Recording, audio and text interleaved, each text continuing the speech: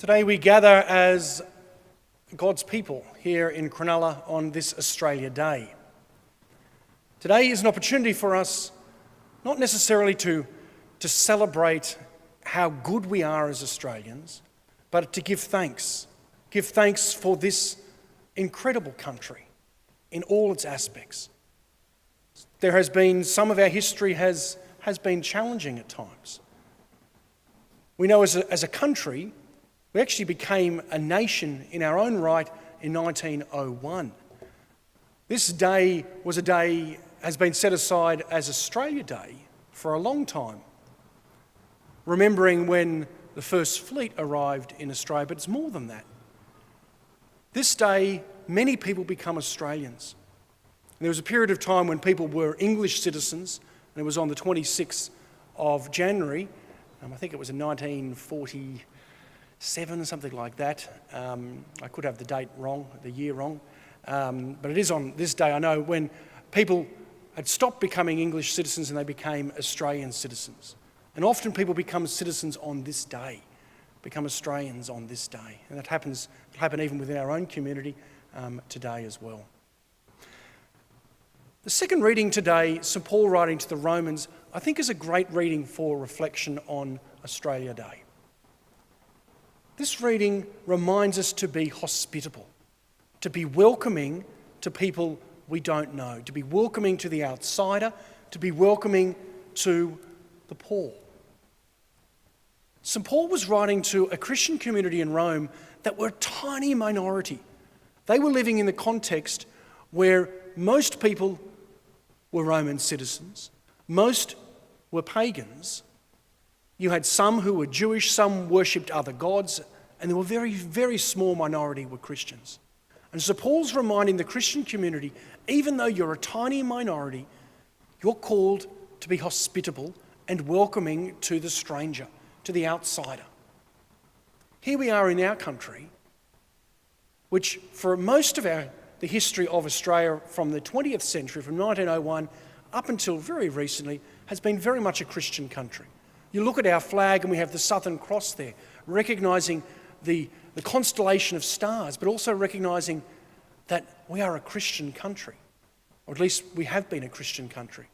You see the Union Jack on our flag as well, recognising that Christian heritage and that connection with England. But we know, you look around our country and many people are not Christians today. In one sense, that's an unfortunate thing, but in another sense, I think the second reading, St. Paul writing to a community where the Christian community were a tiny minority, I think these words are good for us as well today. We're called to be welcoming, hospitable. We are called to be images of God, even in the midst where most people may not recognise us as Christians. And that's one of our tasks as Australians, to bring the love of God into our community. And our readings today have been challenging us in different ways. The gospel today, the Beatitudes, it's a way of life. It's not just a way of prayer. It's a way of life. It's a way of joy, a way of hope, a way of grief. But it's an offering of a way of life that brings God into the midst of everything that we do and that can lift people up. Our country should be a country of welcome and hospitality. We've been known at different times for this and sometimes not known for this as well. I think we're on the path of hospitality these days. In some sense, the last couple of years have brought out that we've locked ourselves down to a certain extent. And even some states have still locked themselves off from the rest of the country.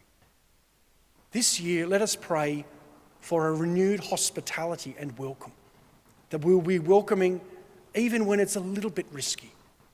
Because to be welcoming is to take on a little risk.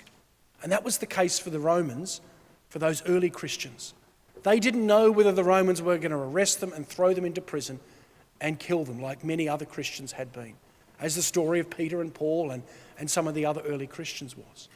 But they were asked to be hospitable, to be joyful, to be welcoming, and to be an image of Christ in the midst of difficulties.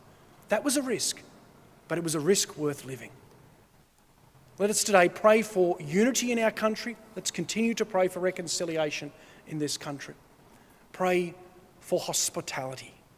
Let us be genuinely known for our hospitality as Australians to each other, to our neighbour, but also to the outsider and especially to the poor. As our responsorial psalm said to us today, the Lord speaks of peace to his people. Let us be known for our peace, for our welcome, for our hospitality.